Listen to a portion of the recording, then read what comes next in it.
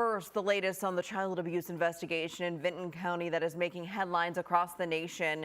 16 kids were rescued from a house in Hamden on Tuesday. Those kids are recovering and 4 people have been charged in this case.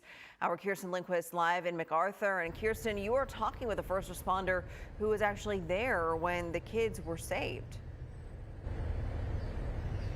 Yeah, Amy, this is a case that EMS and law enforcement tells me is going to stick around with them for quite some time. They say they can't shake the images of those kids from their heads. And in fact, a lot of community members that I've gotten to speak to here in Vinton County say they can't imagine something like this happening in such a tight-knit community, especially a place like Hamden that has roughly 200 people in it.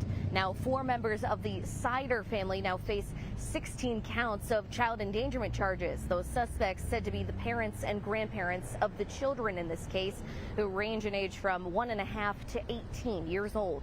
Investigators say these 16 children were being kept in a 12 by 12 foot room for nearly 4 years. And the conditions of the home were described as worse than what livestock here live in. I spoke with the acting fire department officer who said he drove 4 of those kids to the hospital. He said they were frightened and quiet during that 20-minute drive. The cockroaches and stuff like that, bugs just in general. And the conditions, you know, bugs get on the children and stuff and they scratch and they bite and all that stuff. So their condition wasn't the greatest. I knew it was just quiet. That's what it was. Blank expressions. Now, according to investigators, some of those children cannot communicate at all and others have limited speech. None of them were enrolled in school. The eldest said to not even be able to spell her own name.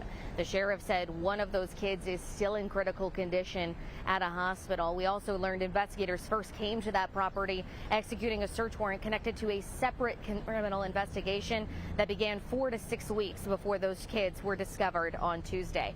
Based on the evidence that is mounted thus far, investigators believe this case involves prolonged abuse and neglect within this interfamilial dynamic.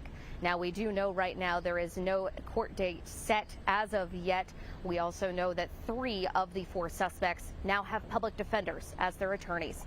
On your side in Vinton County, I'm Kirsten Lindquist, ABC 6 News.